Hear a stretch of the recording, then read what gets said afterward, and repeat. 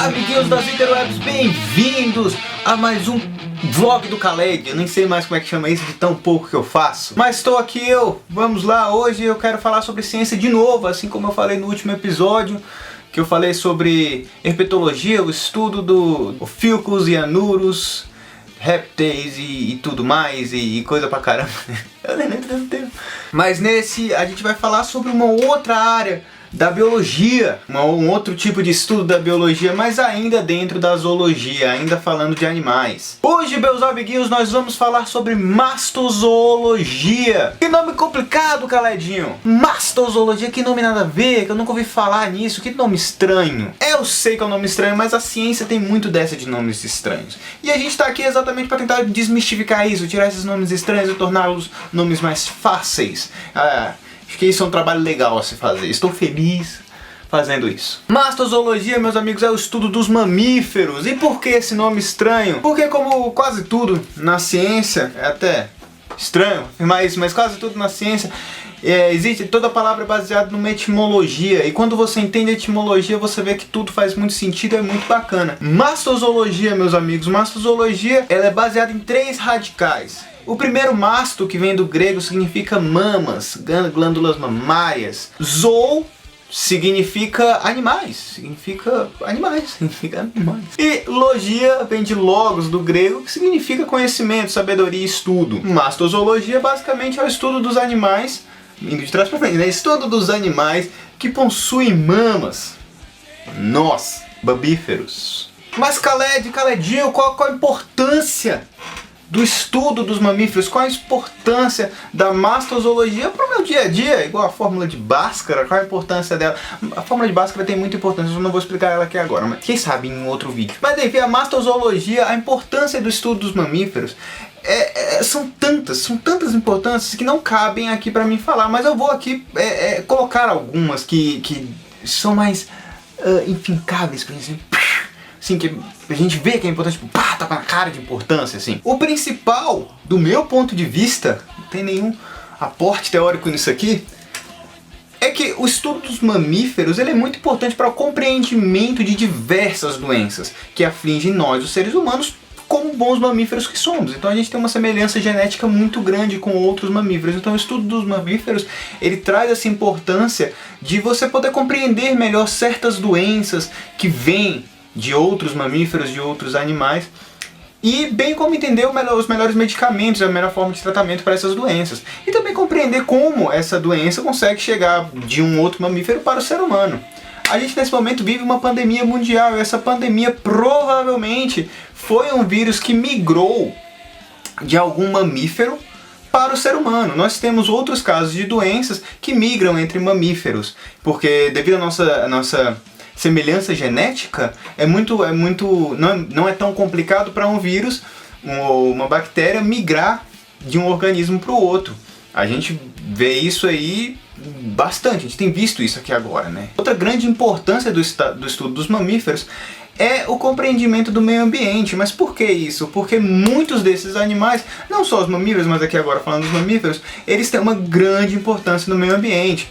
Tais importâncias como a proliferação de sementes, por exemplo, o controle de pragas às vezes, também porque muitos desses animais são indicadores ecológicos. Ainda podemos citar como importância aí o estudo da evolução, como eu já falei, da nossa similaridade genética dentro desses animais, a ecologia, dentre outros, e um aqui que eu vou colocar uma certa importância, que é a classificação científica. A classificação científica dos seres vivos é basicamente, assim, falando de uma forma bem chula, a organização de seres vivos dentre os seus semelhantes, por características semelhantes, no caso. Mas também de características, às vezes, não fenotípicas, mas genotípicas, no caso, que não é uma coisa característica do animal, mas uma semelhança genética. Esses estudos são estudos da cladística e da filogenética. Simplificando e fazendo um recorte bem básico, é basicamente você separar os seres vivos em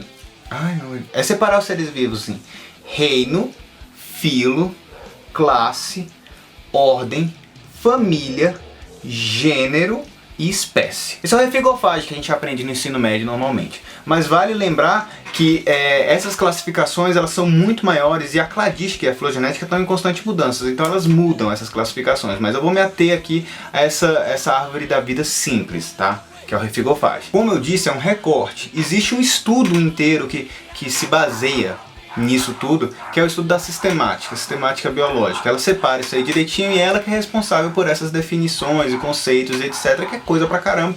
Se eu fosse fazer um vídeo só sobre sistemática aqui, provavelmente esse vídeo teria horas. Até porque é uma área fantástica, assim, para estudo. Por que eu dou uma importância a essa explicação?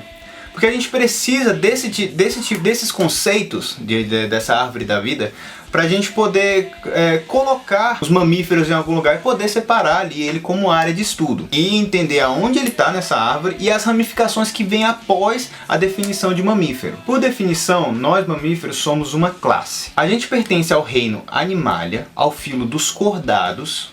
O filo dos cordados são os animais que possuem ou possuíram notocorda em seu desenvolvimento ou levam para a vida toda, tá? No caso a gente, os mamíferos, nós tivemos notocorda no nosso desenvolvimento embrionário, todos nós tivemos, tá? E a gente não permanece com essa notocorda. Essa notocorda ela se torna a nossa espinha dorsal, tá? Essa parte de trás aqui. Existem outros animais não mamíferos que levam para a vida adulta essa notocorda. E por fim, como eu falei, a classe mamália. E a principal característica dessa classe inteira mamália é a presença de glândulas mamárias, tá? Então, todos os mamíferos, absolutamente todos, mesmo que eu vou falar aqui pra frente, eles possuem glândulas mamárias. É isso que define a gente e une a gente como uma classe. Seguindo nisso, existe um bocado de ramificação nessa classe mamália, tá? Um bocado, muita mesmo. Mas a gente vai agora fugir daquilo que eu falei, da árvore genealógica simples, e vamos colocar uns outros conceitos aí, um pouquinho para poder definir. Porque o que vem depois da classe mamália é o que define os estudos, assim, que você pega um estudo e você fala, não, esse estudo aqui fala disso. Citando como exemplo aí, existe uma subdivisão dos mamíferos que diz respeito basicamente a como os mamíferos nascem, como eles são gerados. Porque assim, nós, mamíferos, a gente pertence à mesma classe, mas a gente não nasce do mesmo jeito. A principal subdivisão que vem depois disso são as subclasses Prototéria e Téria. Prototéria diz respeito aos mamíferos que nascem de ovos. Sim, mamíferos que nascem de ovos. Mesmo assim, eles possuem a glândula mamária. Como exemplo aí dessa subdivisão, dessa subclasse, a gente vai ter aí os ornitorrincos e as equidnas, tá? Que são animais são mamíferos que colocam ovos e eles são gerados nesses ovos. E a téria, que no caso é o que nós pertencemos, é a grande maioria de todos os mamíferos, inclusive nós, como eu falei. E é através desse estudo que a gente consegue separar os pequenos grupos de mamíferos e aí definir melhor os nossos campos de estudo. E isso torna muito mais interessante, porque aí a gente consegue fazer algumas curiosidades que aparecem por aí. Como por exemplo, se eu apresento para vocês aqui um pangolim, vou colocar pra vocês. Vocês vão falar pra mim aqui que ele é mais perto de qual animal? Provavelmente o tatu, né? Porque ele é muito parecido com o tatu. Só que eles não têm qualquer proximidade. O pangolim ele tá muito mais próximo de um cachorro, porque eles fazem parte da superordem Laurasitéria. O cachorro e o pangolim estão dentro dessa mesma superordem. O tatu já é mais próximo do elefante, tá? E tipo assim, sabe, nossa, cara, que bizarro, o que o tatu tem a ver com o elefante? E isso vem referente à evolução dele, aonde ele surgiu e etc. Que teria uma explicação maior que eu não consigo dar aqui agora, mas quem sabe um dia, né? Mas Khaled, como é que vocês chegam nesses estudos, nesse negócio, se a gente não consegue, não tem esse contato todo com os mamíferos daí, você acha um mamífero e às vezes o mamífero já está extinto, o que você não acha, né? É um registro fóssil. Mas ele já está extinto e você consegue definir essas coisas. Quais são os métodos, como é que os cientistas fazem para poder estudar esses animais? E aí que vem o foco do negócio aqui, que é os métodos de estudo, os métodos, na verdade, de monitoramento de fauna silvestre. Eu vou separar aqui para vocês alguns, bem poucos na real, métodos de monitoramento de fauna silvestre, mais especificamente falando da mastozoologia, do estudo dos mamíferos e dos métodos que são utilizados para poder capturar esses mamíferos, mas só algumas, porque são muitas técnicas, diversas técnicas, muitos cientistas usam, mas eu vou simplificar aqui algumas que eu acho mais interessante particularmente. Existem as armadilhas Tomahawk. O que é uma armadilha Tomahawk? É basicamente uma gaiola que ela possui um gatilho, e quando o animal, um pequeno animal, normalmente um roedor, passa ali dentro, a gaiola fecha e ele fica preso lá dentro. Essa é uma técnica de monitoramento, uma técnica de captura que é muito pouco utilizada hoje em dia, porque por ela ser uma gaiola aberta, o animal tem o contato com a área exterior e ele pode tentar sair pelas grades. Isso vai deixar o animal estressado e ele talvez até morra ou se machuque no procedimento. Isso tanto faz mal para o animal quanto faz mal para uma pesquisa, porque você vai ter ali um dado corrompido, né? Vamos chamar assim, até feio chamar os bichos de dado corrompido. Em contrapartida a essa armadilha Tomahawk, existem as armadilhas Sherman. A armadilha Sherman é basicamente uma gaiola igual a Tomahawk, só que fechada. Ela é basicamente uma lata de alumínio completamente fechada ou de outro material ferroso, que possui um gatilho dentro. Quando o animal entra dentro, pega a isca, ele fica preso lá dentro, e aí como ele não tem contato e não tem a menor possibilidade dele sair dali, ele vai ficar preso até que os pesquisadores possam ir lá e capturar ele. Pitfall.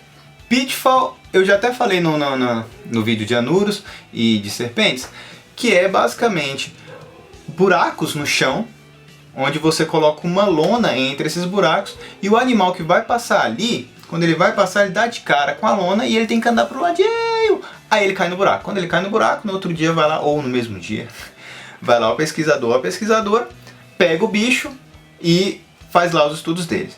Quando normalmente esses animais são capturados, eles passam pelos devidos estudos, tiram as medidas, etc. Ou fazem o que os pesquisadores precisam fazer, do que é definido pela pesquisa deles, e depois eles soltam os animais no mesmo local, normalmente, né? Porque também existe tipos de pesquisa no qual você precisa eutanasiar o bicho. Aí é um pouco mais complicado, né? Porque eutanasiar o bicho não é tão interessante assim. O outro método de monitoramento são as câmeras trap. Essas câmeras, elas são muito interessantes, porque elas não consistem em capturar o animal, tá? Elas registram por onde o animal passa, elas tiram foto e vídeo desses animais. É basicamente uma câmerazinha fotográfica ou de vídeo que você pendura numa árvore ou em uma pedra em algum lugar, e ela fica lá parada. E ela tem um sensor de infravermelho que quando o animal passa, ela ativa. É tipo aquele negócio de fantasma que você vê no filme de fantasma, que o fantasma passa, faz o flash assim. É a mesma coisa, só que ela não tem flash. E aí ela fica lá filmando o bicho, com a visão noturna e tudo mais, e gera imagens fantásticas. Mas Caledinho, como é que você vai saber onde é que você vai colocar uma armadilha dessa? De qualquer armadilha que seja a câmera trap, seja a Sherman, seja enfim, qualquer uma. Como é que você vai saber? Como é que você vai saber onde é que aquele animal vai passar?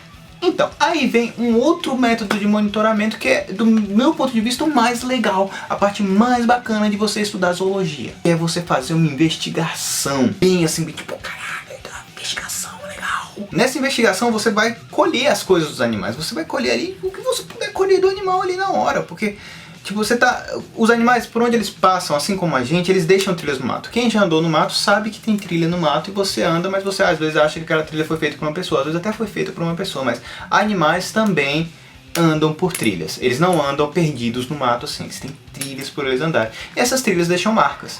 Eles também fazem suas necessidades perto dessas trilhas, tomam água perto de rio, e perto desse rio vai ter uma trilha, e você só precisa reconhecer. Você vai reconhecer isso através de pegadas, através das fezes do bicho, pelo que você encontra, porque nós mamíferos temos pelos. E nesse método de monitoramento ainda é muito interessante o fato como você consegue saber qual tipo de animal anda em determinada região, qual tipo de animal fica ali. Você, por exemplo, quando um zoólogo, uma zoóloga, ela é mais experiente e ela sabe reconhecer as coisas ali direitinho, tem trabalho com determinado tipo de bicho, ela vê a pegada do bicho e imediatamente ela sabe qual é o bicho, tá? Imediatamente, ela fala assim, pô, isso aqui é uma onça pintada. Já pensou que da hora você encontrar o rastro de uma onça?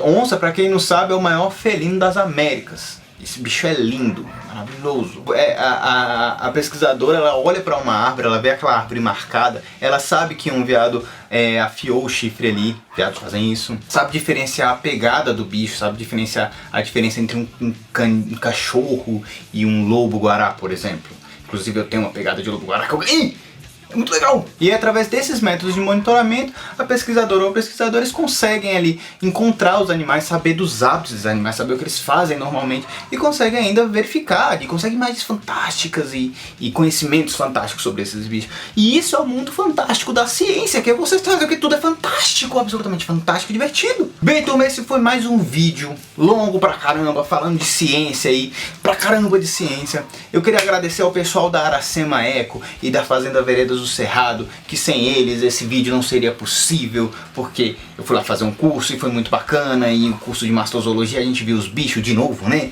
A gente viu os bichos da outra vez também.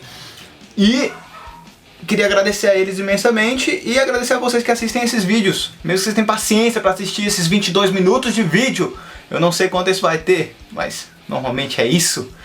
Enfim, turma, muito obrigado. Esse foi o vídeo de hoje. Eu espero que vocês tenham gostado. Se gostaram, dá aquele like maroto aí e mostra pra galera que gosta de ciência aí. Vamos ver esses vídeos, vamos mandar e mandem vídeos pra mim também. E é isso, turma. Muito obrigado e até a próxima!